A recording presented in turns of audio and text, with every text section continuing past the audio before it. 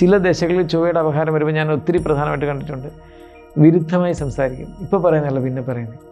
അപ്പോൾ നമ്മൾ ചില ഭ്രാന്തരൊക്കെ സംസാരിക്കുമല്ലോ എന്ന് പറഞ്ഞ പോലെ, എന്താ ഇവരിങ്ങനെ, അതൊക്കെ നമുക്ക് തോന്നാം. അതും കൊണ്ട് എൻ്റെ അടുക്കൽ വന്നു, ഇനി എന്ത് ചെയ്യണം? ഞാൻ പറഞ്ഞതൊന്നും നിങ്ങൾ പാലിച്ചില്ല, അതാണ് വന്നത്. അപ്പോൾ ചില കാലയളവിൽ സബ് കോൺഷ്യസ് സർഫസ് ചെയ്യും, ചില കാലയളവിൽ ബാഹ്യദോഷങ്ങൾ വരും. ദശാപഹാരങ്ങളിലെ പ്രശ്നങ്ങളെ നമ്മൾ ഇതേ രീതിയിൽ ഗുരുവിനെ കണ്ടും ശ്രേഷ്ഠനായ ഒരു ജ്യോത്സ്യനെ കണ്ടും, ചിലപ്പോൾ ജ്യോത്സ്യനും ഗുരു ഒരാൾ തന്നെയാണെങ്കിൽ അങ്ങനെയും കണ്ടും ഒക്കെ നമുക്ക് ചെയ്യാനൊക്കെ. അവർക്ക് മാത്രമേ നമ്മളെ സഹായിക്കാൻ ഒക്കൂ. സഞ്ജയൻ സർ, ഈ ദശാപഹാരങ്ങൾ വരുത്തുന്ന പ്രതിസന്ധികൾ, ദശാസന്ധികൾ വരുത്തുന്ന പ്രതിസന്ധികളെ പറ്റി ധാരാളം ഞാൻ കേട്ടിട്ടുണ്ട്. പക്ഷേ ഈ അപഹാരങ്ങൾ ഉണ്ടാക്കുന്ന പ്രതിസന്ധികളെ പറ്റി അധികം കേട്ടിട്ടില്ല. അങ്ങനെ അതിനൊക്കെയുള്ള പരിഹാരങ്ങളൊക്കെ എന്തൊക്കെയാണ്? അത് ഇപ്പോൾ ഒരാള് വ്യാഴദശയിൽ ജനിച്ചു എന്ന് വയ്ക്കുക. പുണർതം, വിശാഖം, പൂരുട്ടാതി ഇവരാണ് വ്യാഴദശയിൽ ജനിക്കുന്നവർ.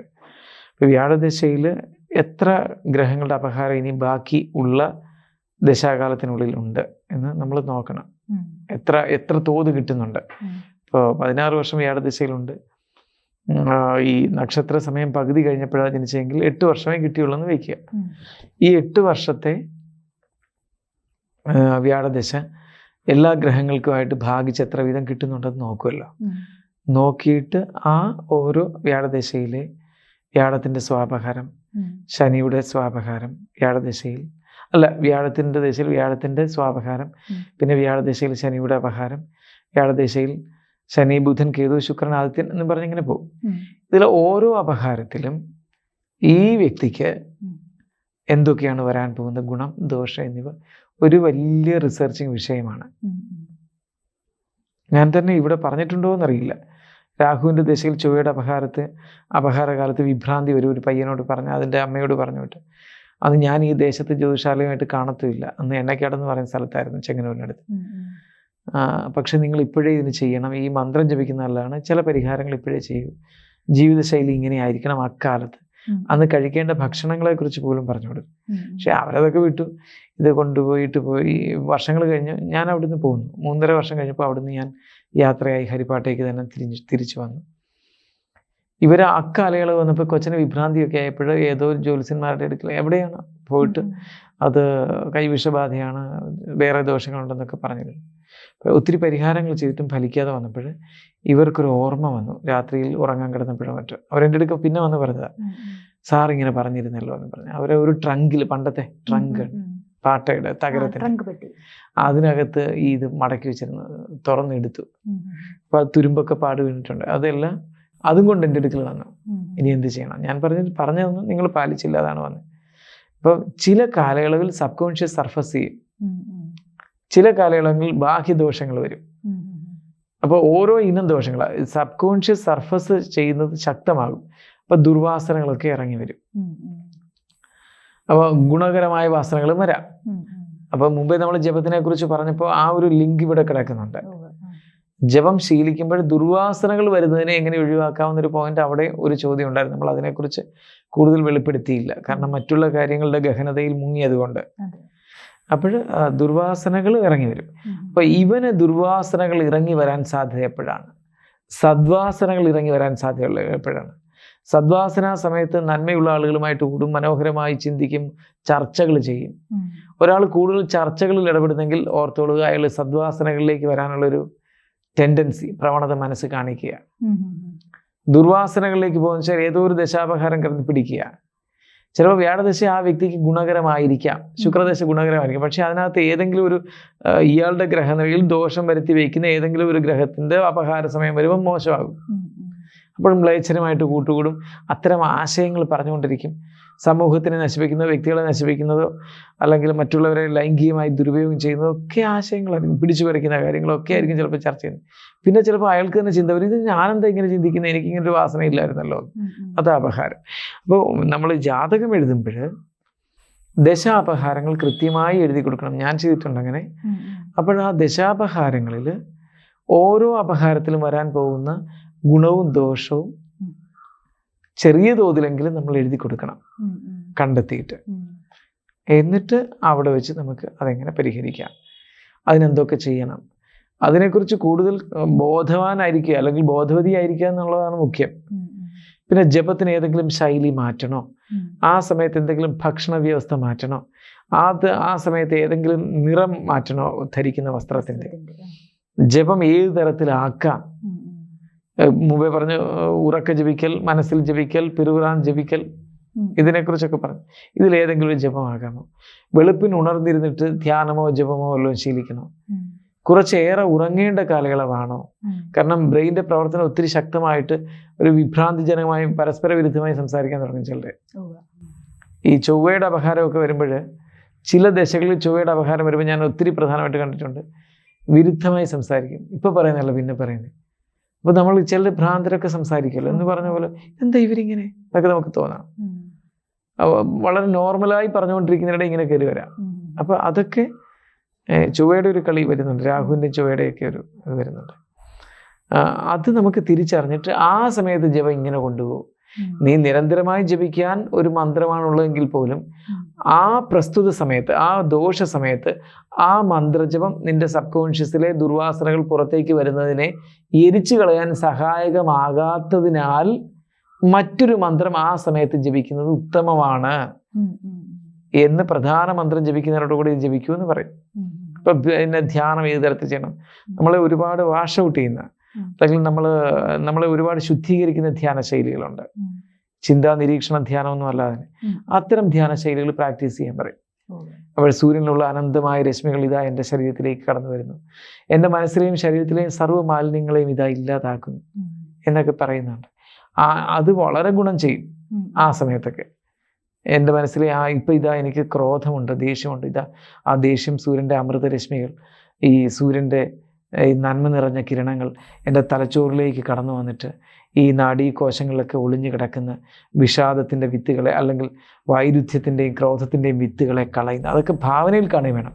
സൂര്യൻ്റെ ആ പ്രകാശം പിടിച്ചുകൊണ്ട് പോകുന്നത് അത് ആലിൻ്റെ ചോട്ടി പോയിരുന്നു ചെയ്യാനൊക്കെ ഒത്തിരി എളുപ്പം ഫലിക്കും. ഒത്തിരി. അയ്യോ, അതെനിക്ക് പറയാൻ വയ്യ, കാരണം ഞാനൊക്കെ ചെയ്തിട്ടുണ്ട്. ആലിൻ്റെ ചോട്ടി പോയിരും ചെയ്താൽ ഉറപ്പാണ് ആല് പിടിച്ചെടുക്കും, അത് ഉറപ്പാണ്. അതെനിക്ക് പറഞ്ഞു തന്നല്ല, എനിക്കങ്ങനെ തോന്നൽ വന്നിട്ട് ഞാനൊരു ശിവപാർവതി ക്ഷേത്രത്തിൽ പോയിട്ട് അതിൻ്റെ ആൽച്ചോട്ടിൽ ഇരിക്കുമായിരുന്നു. അവിടെ വലിയ തിരക്കൊന്നും ഇല്ലാത്ത ഒരു ശിവപാർവതി ക്ഷേത്രമായിരുന്നു. അവിടുത്തുകാർക്ക് പോലും ഞാൻ അത്രയും അവിടെ വന്നിരുന്നിട്ടെന്നറിയില്ല, ഒരു 10-27 വർഷം മുമ്പൊക്കെ. അത് ഒത്തിരി ഗുണം, അത് എൻ്റെ അനുഭവമാണ്. അപ്പോഴത് നമുക്ക് അങ്ങനെ ചെയ്യാം. അതുപോലെ നമ്മൾ ഗുരുവിലേക്ക് പറയാം, എൻ്റെ ഗുരു എന്നുവെച്ചാൽ ജീവനുള്ള ഗുരു, അദ്ദേഹം നമ്മുടെ അടുക്കലില്ലെങ്കിൽ പോലും അല്ലെങ്കിൽ പറയും, അല്ലെ അദ്ദേഹത്തിന് പാദങ്ങളിൽ സമർപ്പിക്കാം. എനിക്ക് ഈ പ്രാകൃത വാസനകൾ വരുന്നു, അങ്ങൊന്ന് ഇതൊന്ന് ശമിക്കാൻ അങ്ങ് അനുഗ്രഹിക്കണം എന്ന് പറയുമ്പോൾ അദ്ദേഹത്തിൻ്റെ പാദധൂളികൾ നെറ്റിയിൽ പതിയുമ്പോഴേ നമുക്ക് ഒത്തിരി മാറും. അദ്ദേഹം പിന്നെ അദ്ദേഹത്തിലേക്ക് വരുന്നതിനെ ആ കുടിശ്ശ ഇല്ലാതാക്കാനുള്ള പ്രോസസ്സ് അദ്ദേഹം ചെയ്തോളൂ. പിന്നെ ചില ഗുരുക്കന്മാർ ബോധപൂർവം ശിഷ്യൻ്റെ പ്രാകൃത പ്രശ്നങ്ങളെയും പൂർവ്വജന്മ വൈകൃതങ്ങളെയും ഒക്കെ പിടിച്ചെടുക്കും.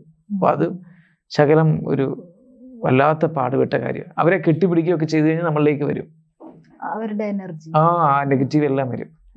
അപ്പോൾ അതിനെ നമ്മൾ അത്രയും ഞാനൊക്കെ അത് ചെയ്തിട്ടുണ്ട്. അങ്ങനെ ഈ വേദാന്ത ക്ലാസ് എടുക്കുന്ന കുട്ടികൾ പലരും വരുമ്പോഴും ഒരുപാട് ഇവനുണ്ടല്ലോ ഈ കുഴപ്പമാണ്, നമ്മളങ്ങ് ക്ഷീണിക്കും, കറുക്കും, അല്ലാതാകുമൊക്കെ ചെയ്യും.